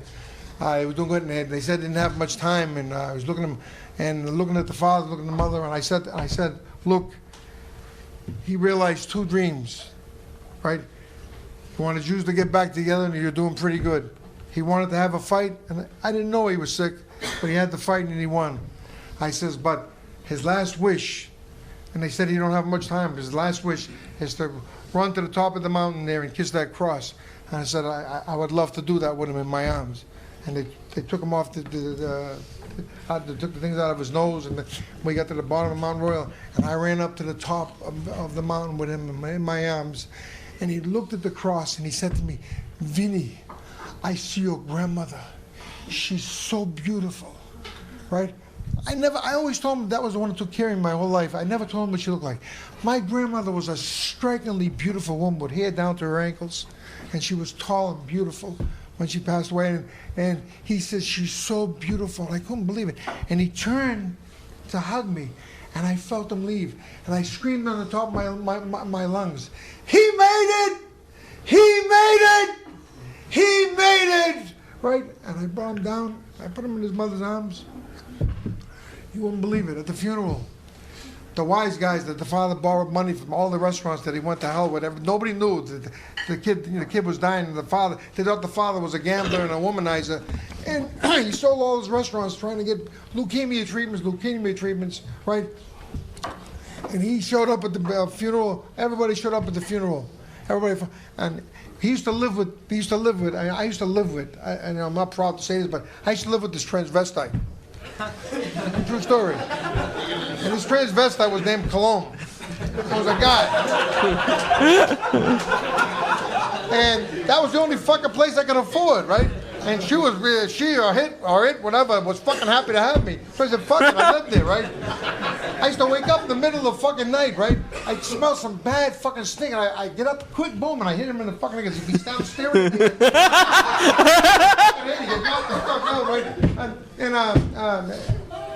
Unbelievable. And Francois used to come all the time and tell her, look, I don't care what you have between your legs. Get in the bathtub, you put the water soap, and you clean. Tabernush, look at you, you're a pig. But you want to be like you are, a big clean one. She shows up at the funeral, right? And she shows up at the funeral dressed like a man. And she, unbelievable how she says, she's a Francois, you teach me to be proud of what I am. And I'll never forget you for that. And she used to always call him Mon Pape. Sexual snarl, yeah. That's the fuck I used to say all the time. What the fuck is that? What the fuck is that? But she thought it was sexy, you know. Anyways, and it was amazing. The guy who put the pressure on him, but gave him the money for the restaurants, and he didn't know that the kid was dying, right? He came with 2 fucking bags of money, put them on. He goes, the principal I took, for all the juice you pay, I don't take money from that guy. That guy's my friend. Unbelievable, right? He gave the family the money, and I wrote a screenplay called Francois, and we had a big deal going with it. It still could happen. There was a couple of different problems with the contract, and it still might happen. But I want to tell you, it's been a pleasure to be here. You guys are great.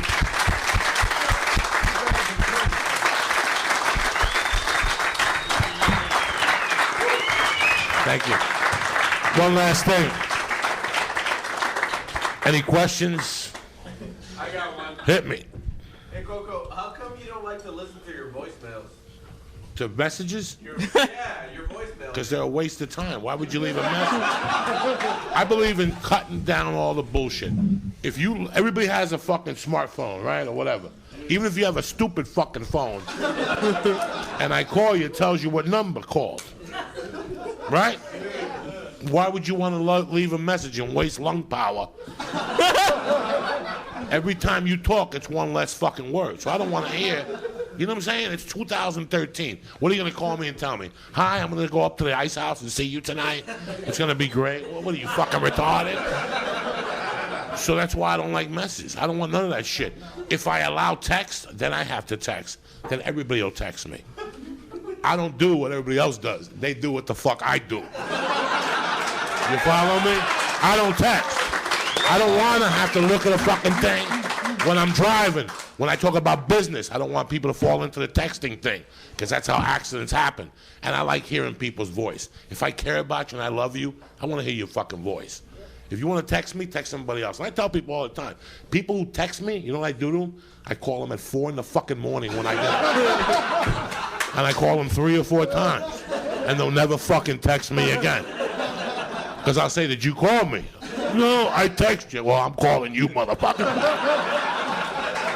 You follow me? Because in 3 years, there'll be something else other than texting. And then in 2 years, there'll be something else. So if you know this about life, you got to stop it somewhere. Because if not, they'll just keep raping you. You know, a car manufacturer puts out a new car once a year in September. You know? These fucking phone people, and these people, they want to release a new phone every 60 days. And then they talk about the economy being bad. No, the economy's bad because we're fucking assholes. And we buy that fucking phone every 60 fucking days. So that's why I'm with all that. I like technology, but I'm like, my wife is a fucking nerd with all that shit. I officially have like 9 computers in my fucking house. You follow me? She got one in the baby's room now, in the living room. You know, because she got to do what the fuck? What the fuck? Get a pen and a piece of fucking paper. You know, but we depend on all. Can any of you guys call your boyfriend's number? You don't know it. You have no idea what your friends' numbers are anymore. If your fucking phone blows up and you're getting fucked up the ass in Monrovia, you can't call none of your friends on the payphone because none of you motherfuckers know their fucking phone number. So think about how lazy we've gotten as a fucking society. That somebody calls us one time. I ate a banana bread in New Jersey last year, and my phone died, and I had to call my wife to give me the numbers off an old phone in my house. That's when I figured, enough with that shit. I got to know my friends' numbers. Now I know Lee's numbers, I know my house number, and I advise all you dumb motherfuckers to do the same. Because someday there's going to be a rocket ship or something. is going to hit one of these satellites, and who the fuck are you going to call? You don't know. You don't have a fucking number in your head. So these are the things that we're slipping. So that's the fucking answer to your questions. I don't want to. No text. Just call me like a man. If you don't call me, I think that you're hiding something. Like when I get a text for a comedy show, I know he's hiding something. There's a by the way, and that's what he's going to say. I couldn't write it on the text. I don't even want that to happen. Tell me what you need. If I'm a piece of ass, then you text me. Right? You text a booty call at 2 in the morning. That's who you text. I'm not a piece of ass. You understand me? My piece of ass left about 30 years ago. It's just wrinkled now with hair on it. And little cheesecake holes or whatever the fuck you call it.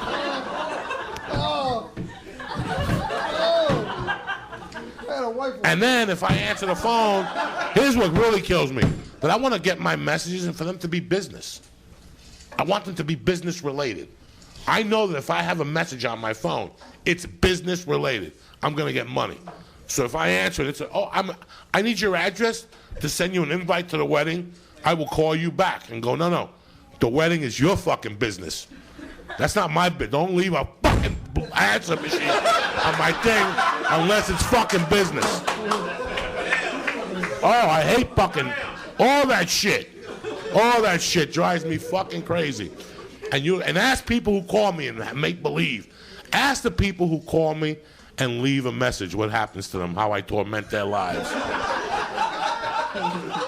Because I'll torment your fucking life.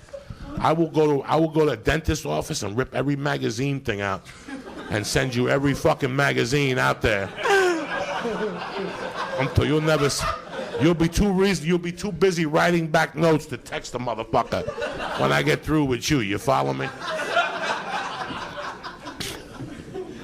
Holy shit. What, Constance? Nothing. I'm never gonna leave you a message now. No. It's funny that when sometime with his old phone, he would text me and it would confuse me because he doesn't text and it would say like I'm at the cinema, and I found out 2 months later he would just smash the phone. He didn't know how to pick it up when he was busy, and it would just automatically text I'm at the cinema. I'm at the cinema. I'm at the bath. Who the fuck talks like that? I'm at the cinema. You know what I'm saying? If you get a text like that from me, you're like, there's somebody kidnapped that motherfucker. That ain't right. He would write, I'm at the fucking movies, cocksucker. Call me back later, you fuck. You know, when I called you in the gay voice, how come you hung up on me so quick? Did I hang up on you? Yeah. Well, I didn't hang up on you. Listen, here's the deal, people. I can't fucking hear. I can't hear, you know. For 30 years, I always liked listening to music with earphones on because my thing is, I don't want to listen to your fucking bad music. You don't have to listen to mine. That's the deal I have with roommates. I don't want to hear your bad fucking music, but you don't have to hear mine either. I don't want nobody to listen to Black Sabbath's Master Reality at 3 in the morning. Nobody needs that shit. But I need it. You follow me?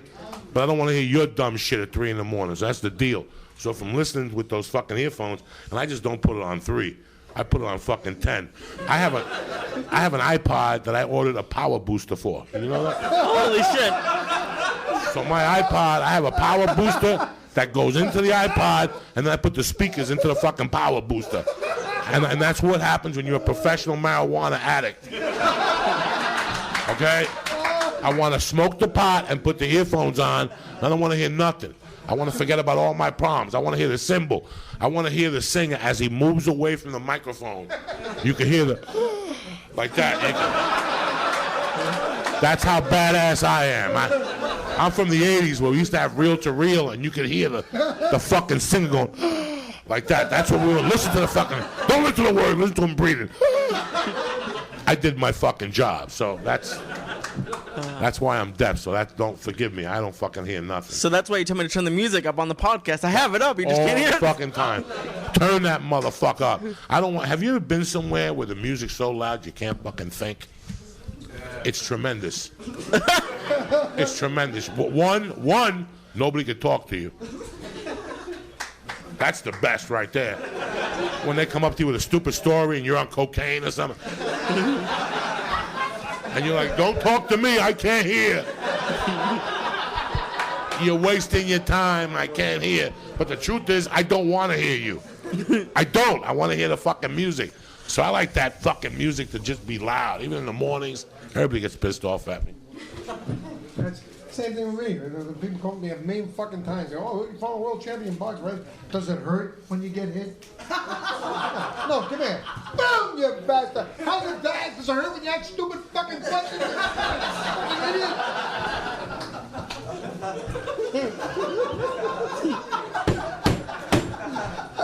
And the real reason why text bothers me, I can't see. So if you text me that while I'm driving, I'm fucked. I can't see. So fuck the glasses. Again, I can't see. If I look at that text and it's a stupid fucking text, like happy day or whatever, again, I'm going to call you back and choke you to death because I put glasses on to read your stupid fucking text. It's just crazy. I can't do it no more. I can't. There's just been too many technological fucking changes over the year, you know? But I want to hear people's voices. I got nothing. You got anything else, guys? Yeah. How did you and Lee hook up? I emailed him a couple times. I said I've always loved comedy, and I wanted to work with a comedian, and we met at a comedy club a few times. We met at a comedy club for like a month and didn't do anything. We just talked. And it's been 2 years, and it's been great. So it's amazing. Sounds like a fucking relationship. It is. It really is. It's you know, you in this town we have what's called, you have managers and agents, and you have a publicist and you have an attorney, and everybody wants 10% except the fucking manager. He wants 15%. And they don't do nothing, people. They do nothing. They wait for you to go out and hustle it, and then they do it. I cut all that out. I got an agent. That's it. And Lee. And Lee and I are like, we're management, but we're partners. And we just sit down and we hammer shit out, and, you know, he tells me the truth, which is very big. He doesn't tell me it's funny if it's not. He'll tell me he didn't like it or he didn't like that video, and we work from there. You need that. He's not here blowing smoke up my ass, telling me it's funny. He's getting kinky. No, you know. That would be great. Somebody blowing smoke up your ass. That's what else I would do if I was rich. Like if I was really fucking rich, I'd just sit at home one night with my legs up like that, like well, anybody go to yoga here? What's that? Happy baby position. Happy baby is my favorite position. I would just hold like that. I would pay somebody $5,000 to blow pot smoke up my asshole just to see if I would get high. Nobody's ever done that. Nobody's ever said, hold on 1 second. I don't smoke the vaporizer no more. Would it be the fume, like the thing the beekeepers use to get, like the thing that goes like this? No. Somebody would have to take a hit off a joint and blow the smoke up my ass. That's how I want it. You can't substitute somebody blowing smoke up your ass.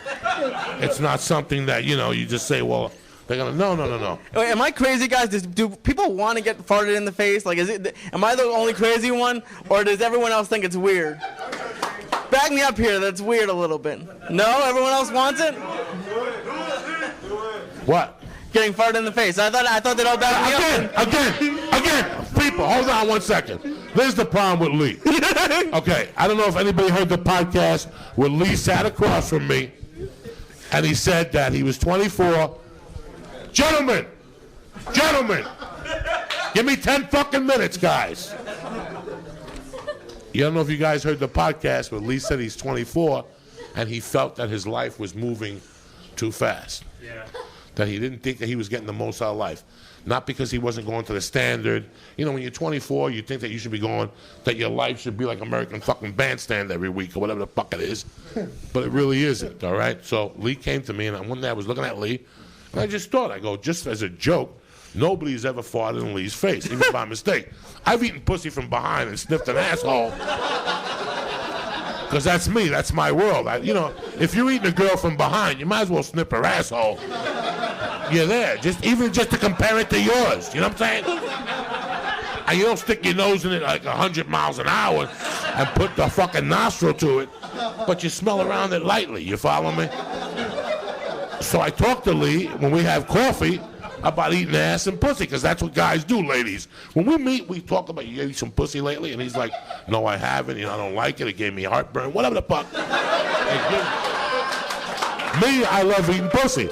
From every angle. I can eat it from every angle. I like pussy. I don't want the fur in the face. But that's the whole patois. No, it's You follow not. me? Like they hang you upside down from your ankles and you drop me down like Pink at the Grammys into a chick's pussy. I'll do it. I don't give a fuck. I want to eat pussy with all the blood in my head and my tongue. Not blood on my head, the blood in my head. Like I'm upside down, you dumb motherfuckers. And you can't think and you're eating pussy. It's got to be a different dimension. You follow? I'm just saying. Or you hang her upside down. Or you take a belt, right? And tie it around her waist real fucking tight and around her legs so the clit looks like it's going to blow up or something. I'm just saying, you ever go to a blood test, they tie the arm around and the vein pops up. It has to work on the clit, too. It just swells up like a tooth. So, how do we get on this conversation from eating that? So, I knew that Lee never smelled a woman's asshole, which, not everybody does, but if you're back there, you might as well. That's all I'm saying. So I said, Lee, how about having a chick fart in your face? Because nobody's really had a chick fart in their face unless you really want to, And if you went to a girl and go, do me a favor, fart in my face, she would feel a little fucking weird. I don't know if I can fart in your face. I didn't have a big breakfast, you know what I'm saying? So I want to set this up for Lee so he can have some fun. Who else gets a fart? But we'll do it on camera. Guys, you understand. We're going to do this on camera. It's like a pay-per-view. Like, you follow me? Like, you guys are at home on Saturday night and on Ustream, like, good evening, ladies and gentlemen. We're here live from the battering ram in downtown L.A. We have a comedy show. We'll do a cooking show, a podcast, and the headliner is Lee getting farted in the face. Hold on one second. Who's old enough here to remember the Wild World of Sports by applause? Okay, Howard Cosell. The Wild World of Sports, once a year, would have a karate tournament. It was Aaron something's karate tournament at the Garden. And what was the closing thing they did? No. A guy shot a guy with a .22, and the guy would take the bullet out of the fucking air with his teeth. Nobody remembers? That's on YouTube. He would wear a special. Remember that shit? He would wear the braid. Same thing. I can't find the guy to eat a bullet, but I got a guy who needs a fart in the face really fucking bad. No. So it's the same thing. So let's say we'll have the chick eat like granola with yogurt, because I wanted to have like a shotgun. What's a not bullets, but the shrapnel, yeah. Shrapnel. I wanted to get shrapnel. What, you never took a shit, little peanut came out and you played with it when you were... Remember when you were a kid, you took the peanut out of the shit and you played with it? Same thing. We'll have her eat like a bag of fucking peanuts and shit. And we'll have her eat for like 3 days, no shitting, no farting, no nothing. Just keep her handcuffed in a room. I have to go to the bathroom. You can't, bitch. And then like 2 hours before the show, we tie Lee down, we put him in a chair. We have a chick come out and suck his dick to relax him, the whole fucking thing. He puts on like a bib and goggles and shit. The first time there won't be no goggles, just straight commando. Fuck it. And we'll put it like an inch from his face, and then somebody will kick her in the stomach real fucking hard.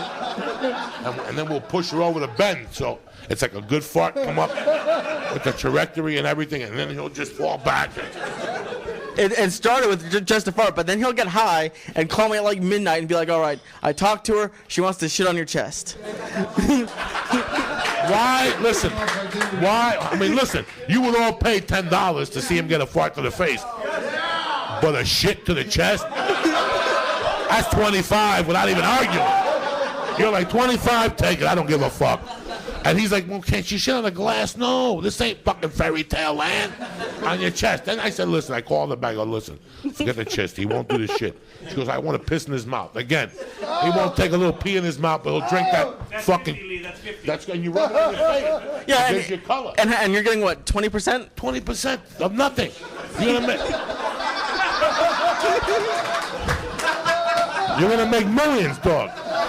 So this is what we're gonna do. The first one, we'll shoot it right here.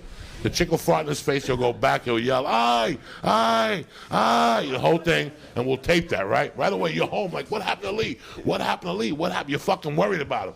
Then he'll come on the podcast with an eye patch and like a neck brace on. Right? right, for like a month and shit. And then we'll schedule a big fart in the face. Like we'll get like a Japanese guy that eats like 1,000 hot dogs, right? Crazy. Those skinny motherfuckers will fart. You ever smell like a skinny fart? They'll fuck your world up. A fat guy will fuck your world up. But one of those skinny guys that eats a lot and don't gain weight, you ever smell one of his farts in a van? They'll fuck you up. You guys know what I'm saying. We can make some money on this. I'll make you all producers on this. You're all in for the small fucking. Why is it a guy now? I thought it was just a girl. We're going to get a girl. I don't want to fight. You're not gay. I don't want a guy to fight in your face. That's right. I thought you just said a skinny guy. No, I'm talking about a skinny guy can fart. Oh, okay. So we're going to get a skinny chick, too. You know those skinny girls. Oh, my God. I can't get any weight. Well, you're going to come fart on Lee's fucking face. Because obviously you eat a lot. You're a skinny chick. And we're going to get a chunky chick and a chick with big tits, like an opera singer type chick. That, oh, bah! Oh. I think it'll be entertaining, but that's my taste. You know what I'm saying? Yeah, because you don't torture me. Nobody in this room has ever seen somebody take a fart in the face, and they would all pay for it if you really think about it. Even at Thanksgiving, can you imagine being with your family? What are you doing next week? I'm going to go see this guy get farted on his face. People, we're going to Soundgarden. Fuck all that shit. I'm going to see Lisa Ad take a fucking chocolate milkshake fart. Like this chick's, and we'll have to do something. Like she has to eat McDonald's for 30 days. That's a documentary. See, I got big ideas. That's a documentary where we have big ideas. If she eats McDonald's, yeah, countdown to the thing. Are you on Spike? Countdown to the fart. And she's at home, like doing sit-ups and shit.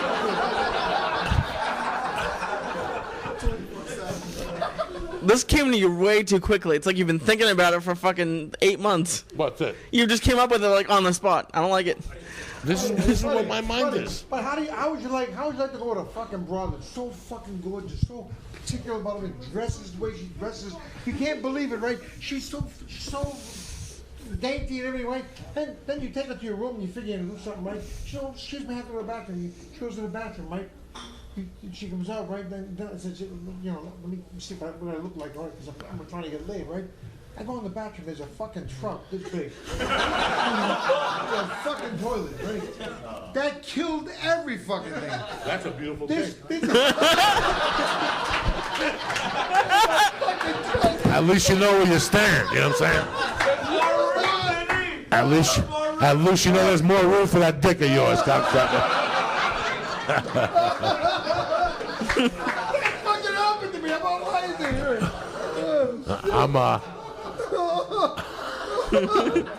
We're gonna do this again next month. Raffles and maybe we'll talk Lee into farting in his face and the whole thing. I love you, man. See, I just got a message tonight. Let's see who the fuck this is, and we'll abuse this motherfucker. So no end. Let's see who this motherfucker is. Do you want me to put it on speaker for you? Oh no, he's my uncle. All right, he's lucky. my yeah, Dodger State, the one I robbed in Vermont. That's my boy. Oh yeah, no, we talk now. We're friends. We're tight. When the fuck? When did he call me? Cause I don't even know who the fuck called me. But no, yeah, my uncle. I'm trying to get him tickets now to take him to see the Dodgers. We're tight again. We're tight again. So I want to thank you guys for really being a part of this tonight, because we didn't know how this was going to work, but obviously this worked out good. We're going to try to get a screen and play videos and music and the whole fucking thing in here. So we're going to try to make this a lot stronger for you guys. And one big round of applause for my brother Vinny. Listen, guys. You know, and I love this guy. I mean, I was at the Comedy Store maybe, and I'm going to be honest with you guys, I was at the Comedy Store maybe 3 months when this gentleman walked into the store and made my fucking night. And when he found out I was Cuban, he loved me right away. He put me in my first job. My first job in L.A. was a fucking Tough Guy and a John Fogerty video. All right? And that's it. He called me. He goes, $800, come down tomorrow. Came my first fucking job. And this is what it's all about right here. You know, when I do these podcasts with you people, listen, I'm not going to ever try to fake my intelligence because I don't have any. Okay? I'm not going to talk about something I don't know about. I know about one thing, guys. I know about fucking life. I know what it is to get your ass kicked and how to kick fucking ass. But one thing on my podcast that's different than anybody else's is whatever I tell you with my fucking soul. And sometimes I break down and cry in the morning because these topics are not, I don't do a podcast like a radio show. It's not for oiky doiky and, oh my God, look at the video. No, this is to get you, I want you guys in the morning to leave your house ready to kill somebody. Okay? I want you to get laid. I want you to make money. I want you to be fucking happy. I want all the things. And that's why, I started this, but when me and Lee talked about this, the only reason why I did it with Lee in the morning was because, like I say in the podcast, I'm a KTLA type of motherfucker, okay? I get up in the morning, I put on KTLA. I want to know if there's traffic on the 405, even though I'm not going to be on the fucking 405. You follow me? I'm one of those nerds. Get off the 15 today. There's traffic on the 91. Don't go to Riverside. But I like that. I like the joking around part of it. But what I didn't like about it was the teacher who molested the kid, the car accident on the 101, the baby who got shot, the family who got killed in the car accident, the Bell fucking people who robbed. I don't want to hear that shit at 6 in the morning. At 6 in the morning, you should be smoking pot. And if you don't, I understand that. You're a professional. You're not a loser like me. But you should be listening to music. You should be planning out your day, planning your goals, and your day should be beautiful. Every day when you wake up, I was telling today on the podcast, when I went to prison, somebody came to me and they're like, hey, man, you shouldn't be so happy in the morning. There's people that are in here doing life. And what? So you're doing life. What are you going to fucking live it every day? You got to smile. You got to go out there. So my podcast with Lee is about you motherfuckers being the best you can every fucking day. I want you to leave with a smile on your face and go, today, somebody's going to pay for me getting up today. Okay? Somebody's going to pay for me getting up. That's the attitude I want you guys to fucking have. Because if you're that special to do this shit, I want somebody, when you guys, and all of you are worth $10,000 a day. That's the bad news. So they're slipping on you motherfuckers by paying you $100 a day or $10 an hour. So you guys got to do the rest now. When you listen to that podcast, I want you motherfuckers, somebody has to pay you to get out of bed, because that's how special all of you are. So please keep that in mind. I love you motherfuckers with all my heart. The podcast is Monday and Wednesday. Keep it going one more time. Lee Sayat. The Flying Jew, one more time. Vinny Curto.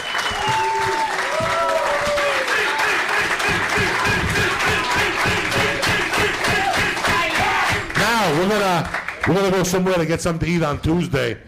If you guys, we might have a party somewhere. Everybody just come, buy Lee a burrito, and we don't leave till he eats 25 fucking burritos. We're gonna do something. But thank you for the support. And thank you for the support you give my little brother Lee Sayat and his weight loss and his fucking dilemmas. Thank you very much. Vinny Curto, one more time. I'm Joey Diaz. Let's go smoke some pot, cocksuckers. Ladies and gentlemen, I apologize for the inconvenience. We have one server and he's got to get over your tab, so please just remain seated. I sorry for the inconvenience. It's 10:30, so I want to give you enough room. But Any questions while we wait? Any more? what's that? Yeah, I have one. What's going on? What happened when Vinny met Stallone recently? Did he apologize or anything about the money? It was so funny. He was with Schwarzenegger, and we were over at Giuseppe Franco's haircutting place, and in Beverly Hills. And he looked at me. He was like real leery because he knows I was still. He didn't know if I was still angry or mad. And his brother Frank is a good friend of mine. And we come over, and he looked at me and I said, "How you doing, Sly? It's nice to see you again, man." I said, "I want to apologize for the stuff we went through."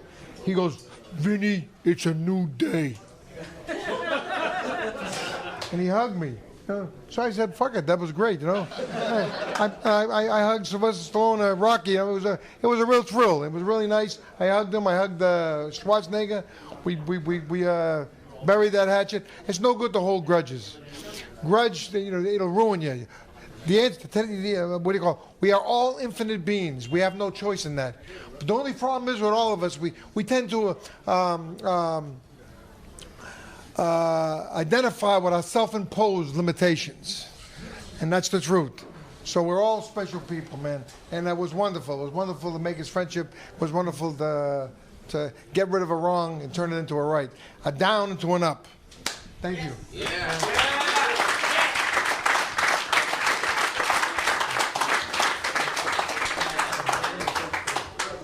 All right, guys. Thank you.